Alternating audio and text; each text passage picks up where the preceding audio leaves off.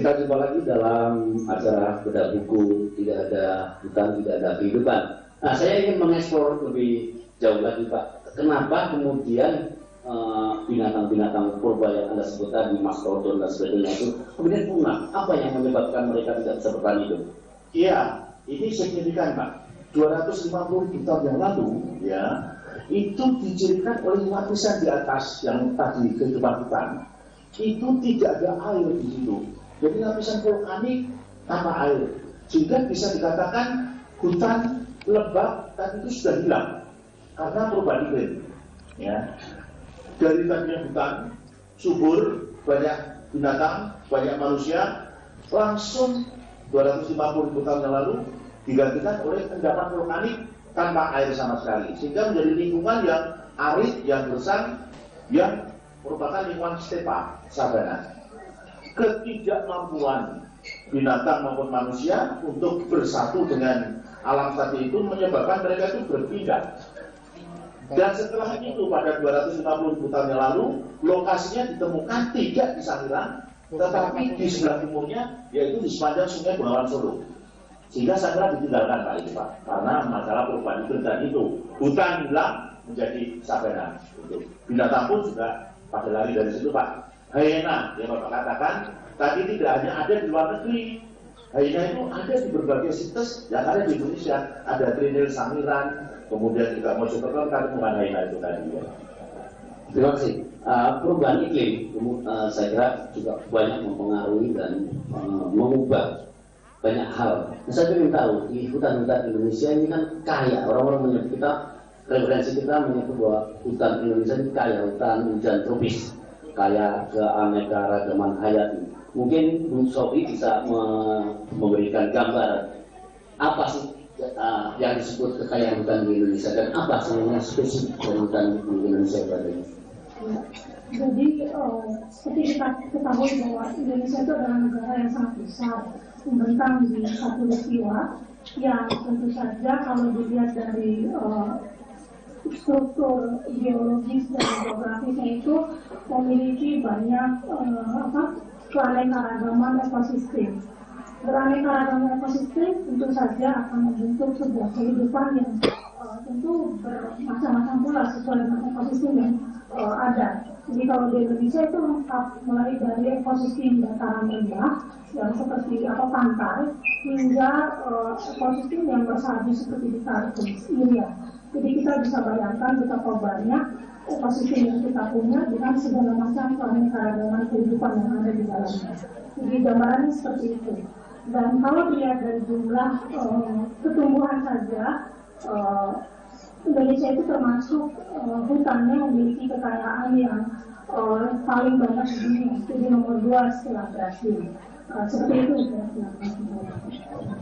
Hutan kita paling kaya sedunia. Apakah itu yang menyebabkan Kementerian Kehutanan kemudian tertarik untuk menerbitkan buku yang ditulis oleh Erna Johanna Rawat itu? Ya, terima kasih Pak Heru. Jadi kalau bicara hutan, memang sungguh-sungguh menarik.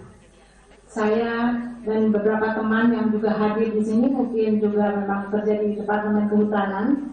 Ini tentu saja ingin mempromosikan Pak bahwa hutan ini sungguh indah. Hutan ini tidak menyeramkan. Bagi anak-anak mungkin yang jauh, yang dari kota itu imajinasi mengenai hutan itu menyeramkan. Sehingga saya kira keindahan hutan, juga cerita bagaimana hutan itu tumbuh dan berkembang, tadi sudah disampaikan ada sebuah evolusi, itu sangat penting untuk diketahui anak-anak. Jadi memang keindahan hutan Indonesia itu luar biasa. Kita memiliki taman nasional sebanyak 50 taman nasional di Indonesia ini yang saat ini sedang diselamatkan, sedang berupaya oleh Kementerian Kehutanan untuk diselamatkan keasliannya, keindahannya gitu. Sementara untuk hutan produksi kita memang sengaja untuk dilakukan untuk produksi kayu, dan hutan lindung tentu saja ini untuk kebutuhan air atau tata air juga kita selamatkan. Jadi hutan ini dibagi dalam berbagai fungsi seperti itu, Pak. Ya. Iya, saya jadi ingin bertanya juga ke penulisnya ini yang menerbitkan buku seperti ini, hardcover, menarik. Lalu saya, Mbak Erna ini fotografer, suka jepret-jepret dulunya. Saya kemudian beralih menjadi penulis dan luar biasa menjadi penulis untuk anak-anak. Itu sesuatu yang saya sendiri akan merasa kesulitan harus menulis untuk anak-anak karena memerlukan bahasa yang keterampilan berbahasa yang tersendiri. Apa yang melatar belakangi Mbak Erna untuk menulis buku ini? Karena sebenarnya Mbak Erna ini hanya mencintai binatang, misalnya kelinci, itu banyak di rumah. Tapi kemudian jadi buku. Silakan. Iya, emang sebenarnya buku yang ini sudah lama ingin ditulis. Sejak tahun 2010 itu kan memang kita ada isu tentang keanekaragaman hayati yang terancam punah dan perubahan iklim.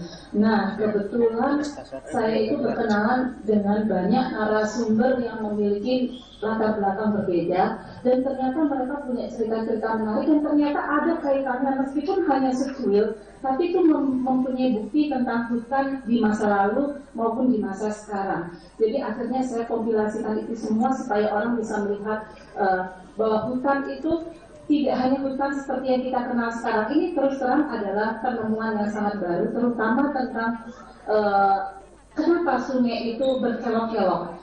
Karena dulu itu sungai ketika zaman Bumi Purba itu lurus, hanya terjadi karena erosi angin dan air hujan. Tapi ketika ada hutan, ketika ada invasi tumbuhan, ketika ada tumbuhan yang besar di daratan bumi, itu sungai menjadi berkelok-kelok. Itu menurut saya penemuan terbaru yang sangat menarik tentang hutan yang perlu diketahui oleh anak-anak, bahwa dan terutama ketika tidak ada hutan itu memang ternyata tidak ada air, dan tidak ada air berarti tidak ada kehidupan. Dari sisi ilmu astronomi, semua ahli astronom itu mencari planet yang ada air, di mana orang bisa hidup. Nah, ketika bumi kita punya air, mengapa kita tidak menjaganya? Gitu. Nah, sebenarnya buku ini dibuat itu untuk tujuannya bahwa kita punya planet yang sangat luar biasa, yang sangat mendukung kehidupan kita sebagai manusia, dan kita punya bukti-bukti semuanya yang mengarahkan bahwa semuanya itu karena ada hutan. Oksigen kita datang dari hutan, makanan kita dari hutan, obat datang dari hutan, air datang dari hutan. Jadi ketika ada Kementerian Kehutanan mau menaungi penerbitan buku ini, tentu saya sangat senang sekali karena mereka juga berkenan menerbitkan dalam buku hardcover, dan itu menurut saya di Kasana Pustakaan Anak-anak Indonesia masih sangat jarang. Jadi saya sangat mengapresiasi Kementerian Kehutanan yang telah menerbitkan buku anak-anak dan ini dibagikan gratis kepada anak-anak di Indonesia. Nah, berkaitan dengan planet tadi, planet bumi kan tidak seperti yang sekarang ujuk-ujuk ada seperti yang sekarang. Saya ingin kembali ke Pak Taufik. Apakah ada kehidupan lain misalnya di planet lain? Kita tahu ada Amerika melakukan ekspedisi ke Mars untuk meneliti apakah di sana ada kehidupan, kandungan airnya bagaimana. Dan kenapa bumi begitu berharga dibandingkan dengan planet lain misalnya? Iya, jadi dewasa ini memang para astronom sudah menemukan lebih dari 1000 buah planet di bintang lain, ya, lebih dari 1000, dan dalam waktu yang tidak terlalu lama mungkin lebih ribuan lagi akan ditemukan. Lalu pertanyaannya adalah mana di antara mereka ini yang merupakan planet-planet yang mirip dengan bumi kita? Nah, itu yang dicari. Lalu bagaimana ciri-cirinya? Ya. Nah, jadi kalau kita ingin mengetahui apakah sebuah planet itu memiliki kehidupan, maka biasanya karena kehidupan yang kita ketahui di bumi kita ini merupakan kehidupan yang berbasiskan air, ada air dalam bentuk cair, ini penting sekali. Nah, kalau air sebenarnya ditemukan di mana-mana, di komet, di satelit, di planet Mars, di planet Neptunus, di Titan dan sebagainya, tapi mereka umumnya ditemukan dalam bentuk padatan, dalam bentuk es, ya. Nah, jadi menemukan air dalam bentuk cair ini merupakan suatu faktor kunci untuk mengetahui apakah di situ ada kehidupan. Nah, jadi disitulah para astronom mencari ciri-ciri yang mana planet itu apakah memiliki air atau tidak. Saya akan mendalami soal itu Pak setelah jeda berikut.